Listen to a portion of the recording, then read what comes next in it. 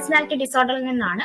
Patient with a borderline personality disorder who is to be discharged soon give comments, do something to herself if discharged. Which of the following actions by the nurse would be the most important? Ask a family member to stay with the client at home temporarily. Discuss the meaning of the client's statement with her. Request an immediate extension for the client. Ignore the client's statement. Okay, borderline personality ഡിസോർഡറിനെ പറ്റി അറിയായിരിക്കും അല്ലെ. നമുക്ക് ഒരുപാട് personality disorders ഉണ്ട്. Cluster A B C എന്നൊക്കെ പറഞ്ഞ ഒരുപാട് DSM ക്ലാസിഫിക്കേഷൻ ഒക്കെ നമുക്ക് പഠിക്കാനുണ്ട്. അതിൽ ഇമ്പോർട്ടന്റ് ആയിട്ടുള്ള ഒരു ക്ലസ്റ്ററിലുള്ള ഒരു ക്ലസ്റ്റർ ബിയിലുള്ള ഒരു പേഴ്സണാലിറ്റി ഡിസോർഡർ ആണ് ബോർഡർലൈൻ പേഴ്സണാലിറ്റി ഡിസോർഡർ. ഇപ്പൊ ബോർഡർ ലൈൻ എന്ന് പറയുന്നത് ഉദ്ദേശിക്കുന്നത് പല സൈക്കാട്രിസ്റ്റും അല്ലെങ്കിൽ പല വ്യൂ പോയിന്റ്സിൽ നിന്ന് നോക്കുമ്പോൾ പല എക്സ്പ്ലനേഷൻസ് തരുന്നുണ്ട്. അതിൽ ഒരു എക്സ്പ്ലനേഷൻ ആണ് ബോർഡർലൈൻ പേഴ്സണാലിറ്റി ഡിസോർഡേഴ്സ് സൈക്കോട്ടിക് ഫീച്ചേഴ്സും ന്യൂറോട്ടിക് ഫീച്ചേഴ്സിന്റെയും ഒരു ബ്ലെൻഡിങ് നമുക്ക് ഈ ബോർഡർലൈൻ പേഴ്സണാലിറ്റി ഡിസോർഡറിൽ കാണാൻ പറ്റും.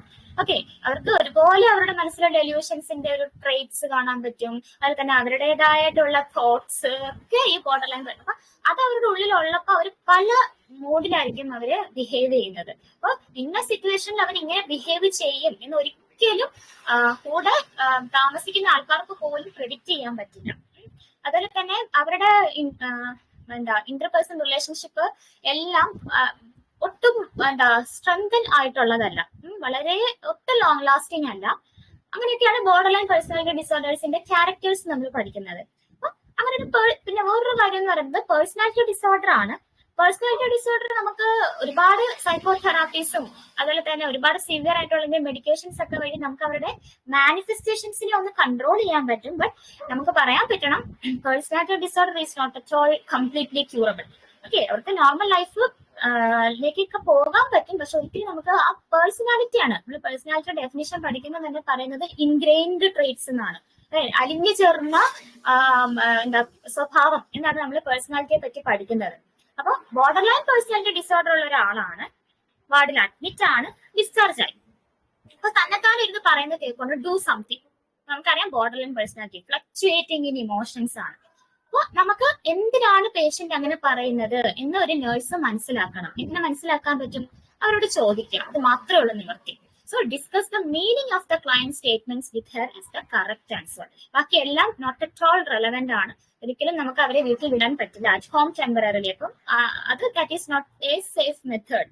Then request an immediate extension for the client. That may be possible, but before that we need to identify what is going through the mind of the patient.